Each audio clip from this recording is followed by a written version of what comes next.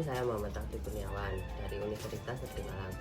Di sini saya akan mewawancarai bentuk sains dalam kehidupan sehari-hari. Di sini saya bersama Bapak Yanuar sebagai peternak unggas seperti burung. Assalamualaikum warahmatullahi wabarakatuh. Perkenalkan, nama saya Bapak Yanuar selaku peternak unggas, yaitu burung kenari dan burung puter. Dalam artikel hari ini sedikit banyak kita ingin membantu mahasiswa dari Universitas Negeri Malang, Mas Rafli Kurniawan. Untuk pertanyaan yang mau diberikan, silakan. Baik Bapak, di sini saya akan mewawancari Bapak mengenai relasi sains dalam kehidupan sehari-hari. Untuk pertanyaan yang pertama, seperti apakah menurut Bapak bentuk peran sains dalam kehidupan sehari-hari, terutama dalam peternakan yang Bapak usahakan saat ini? Ya, terima kasih atas pertanyaannya. Menurut saya, dalam kata atau arti sains dalam kehidupan sehari-hari adalah suatu ilmu pengetahuan yang untuk masa depan, untuk memajukan suatu kreativitas, untuk menuju bangsa dan negara yang baik. Menurut saya juga, sains itu adalah ilmu teknologi atau dalam arti kehidupan sehari-hari yang bisa mengembangkan suatu kreativitas. Contohnya dalam arti perdagangan, peternakan, atau yang lain-lain juga. Baik Bapak, untuk pertanyaan selanjutnya yaitu sudah berapa lamakah Bapak menjalankan usaha peternakan ini? Usaha peternakan burung kenari ini kita mulai dari tahun 2012 kurang lebih seperti itu. Kurang lebihnya kalau sampai saat ini 20 tahun 20 tahun atau 15 tahun kurang lebihnya. Lalu dalam menjalankan usaha ini, apakah ada kendala atau permasalahan yang terjadi? Kalau dalam masalah peternakan, kendala yang kita alami untuk kembali lagi dengan sains itu adalah itu tadi, untung ruginya atau baik tidaknya itu yang kita temui adalah pasti ada yang rusak atau ada yang tidak berhasil, itu pasti kita temui saat ini. Lalu bagaimana cara memilih hewan ternak yang berkualitas menurut Bapak? Menurut saya, kita memilih dalam bentuk fisik. Kita melihat kondisi burung atau hewan yang akan kita pelihara. Intinya satu, tidak cacat, burungnya sehat, berkualitas bagus untuk kedepannya agar keturunannya juga bisa bagus juga. Lalu bagaimana Bapak Yanuar selaku pemilik usaha ini dalam menentukan harga dari hasil ternak yang akan dijual? Dalam penentuan harga kita bisa melihat dari kondisi burung tersebut.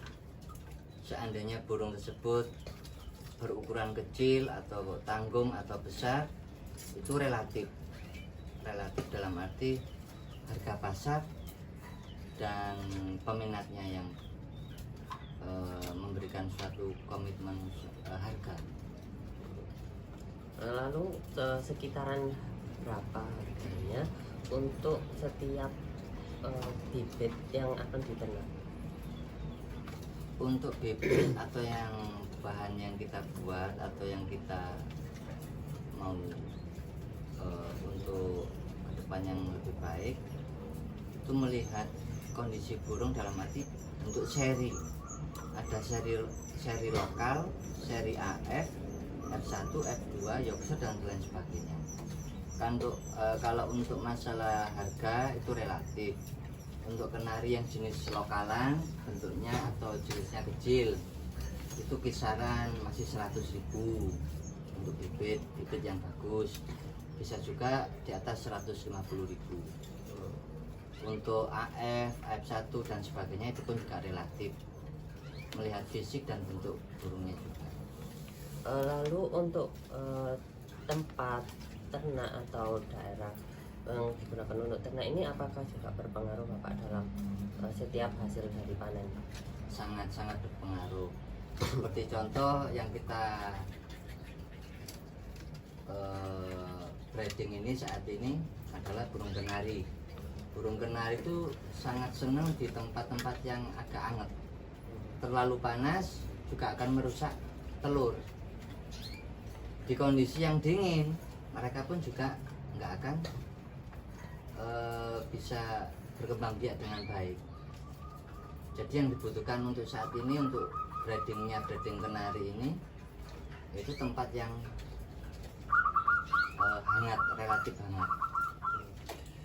Baik Bapak, untuk selanjutnya apakah ada promosi usaha apa saja yang dilakukan untuk memasarkan produk yang Bapak ternak ini?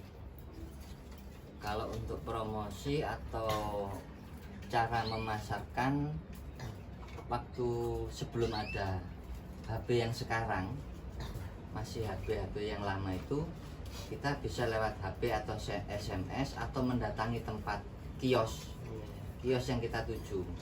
Dengan adanya perkembangan teknologi yang saat ini sudah ada atau sudah dikatakan canggih, kita bisa melalui HP yang sekarang. Kita ya istilahnya kita online kan. Nah, kita online kan melalui HP atau langsung, istilahnya sekarang itu ada kayak sistemnya video call itu ya.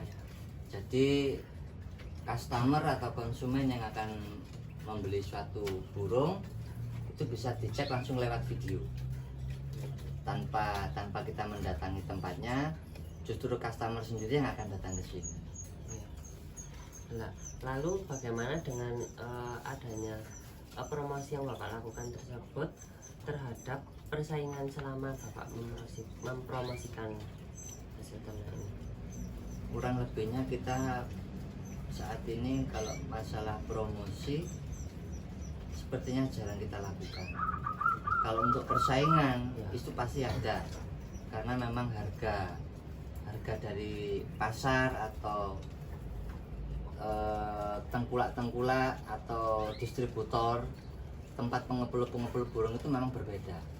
Kalau untuk persaingan pasti ada persaingan harga, persaingan fisik dalam arti burungnya itu pasti ada. Dalam arti persaingan itu persaingan yang sehat, persaingan yang sangat wajar. Oh, berarti persaingannya itu antara persaingan harga fisik itu di tempat yang berbeda juga dengan harga dan betul. kriterianya. Iya, jadi tempat yang kita tuju, misalkan di pasar burung, dengan orang yang mendatangi kita itu pasti ada perbandingan harga, perbandingan bentuk atau fisik burung tersebut. Lalu biasanya itu siapa saja konsumen yang membeli hasil ternak Bapak? Kan kalau dilihat ini kan bukan untuk dikonsumsi, hanya burung ternak dan burung hias. Lalu setelah dijual ke pengepul, hasil ternak Bapak ini seperti apa untuk selanjutnya? Dalam bentuk apa tadi? Untuk tindakan selanjutnya setelah dijual. Ya. Setelah kita jual dari hasil panen kita tidak menjual hasil panen itu dalam arti tidak kita jual semua. Kita memilih untuk bibit-bibit yang akan kita gunakan lagi untuk kedepannya, agar proses perkembangbiakan tetap terjaga. Baik. Lalu bagaimana untuk kondisi pakan, listrik, air dan lain-lain yang ada dalam peternakan ini? Satu, masalah kondisi pakan. Ya. Kita berikan pakan yang berkualitas, karena pakan yang berkualitas itu juga akan menjaga stamina burung, menjaga stamina atau kondisi waktu bertelur, juga menjaga dari hasil panen tersebut. Seandainya kita memberikan suatu pakan yang di bawah standar, itu tidak akan bagus untuk burung yang akan kita breeding. Kedua, masalah listrik. Kalau masalah listrik, kurang lebihnya pasti ada peningkatan dari proses perkawinan burung, bertelurnya burung, sampai pengeraman, sampai penetasan. Itu membutuhkan suatu lampu untuk menghangatkan suatu ruangan yang dalamnya itu ada anaknya burung. Sampai usia 2 minggu, 1 bulan, sampai anak tersebut bisa makan sendiri. Lalu untuk airnya bagaimana? Kondisi air yang kita utamakan memang setiap hari kita harus menggantikan, karena air itu cepat kotor, juga cepat habis, karena burung jenis kenari ini senang mandi dalam arti juga kotor juga. Jadi setiap hari kita harus menggantikan supaya burungnya juga tetap sehat. Lalu peralatan apa saja yang dibutuhkan dalam peternakan seperti ini, Pak?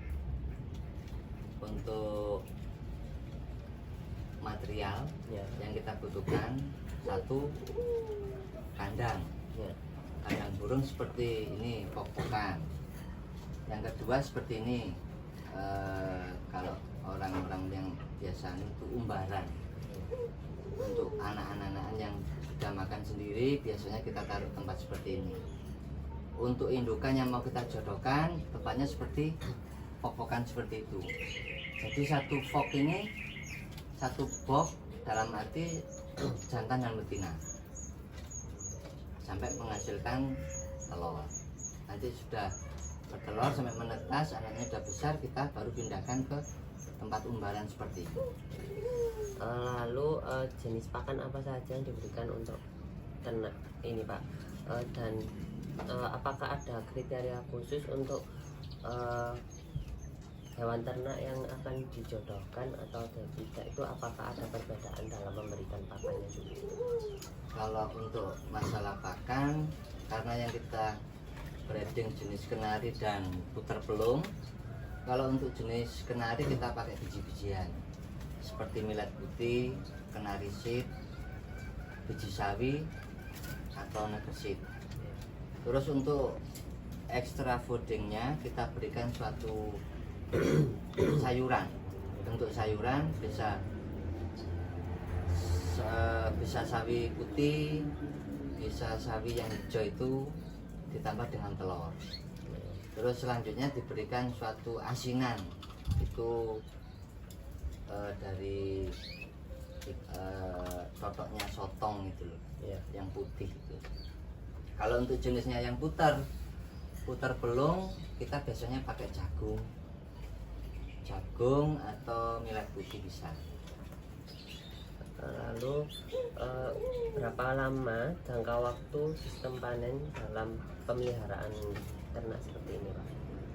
Untuk kenari mulai dari pengeraman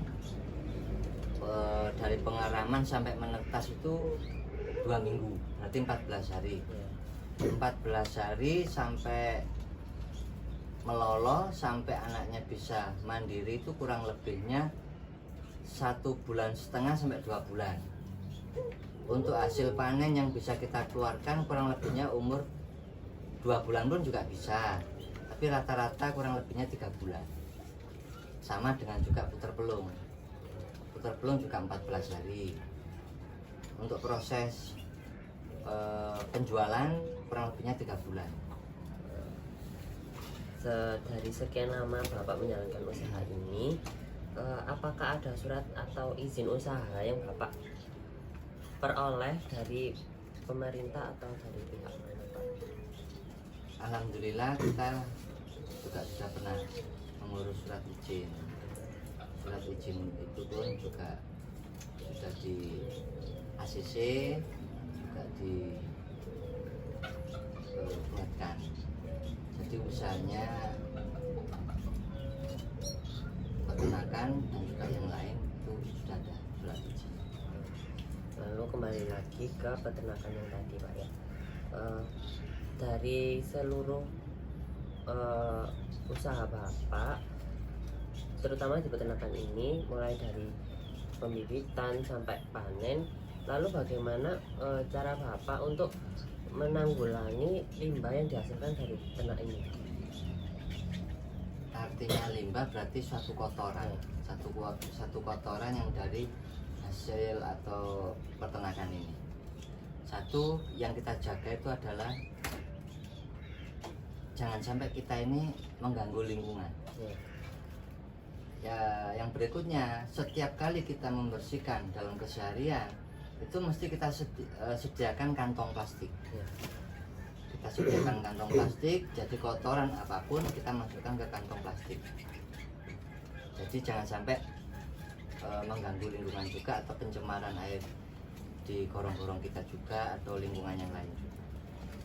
Lalu dari mana asal sumber dana dalam pemenuhan kebutuhan peternakan ini Pak? Mulai dari pembelian pakan, pembayaran listrik, air dan sebagainya. Dari awal atau sebelum kita beternak burung, hasil yang kita dapatkan itu dari kerja luar. Dari hasil kerja yang luar dalam arti kita dulu kan juga berdagang suatu makanan, dari jual makanan atau jual kue yang hasilnya nanti itu kita kumpulkan, kita simpan modal untuk membeli burung ini. Jadi kalau masalah tadi yang ditanyakan pemenuhan kebutuhan, ya dari situlah. Dari modal awal kita usaha sebelum ini kita juga usaha yang lain.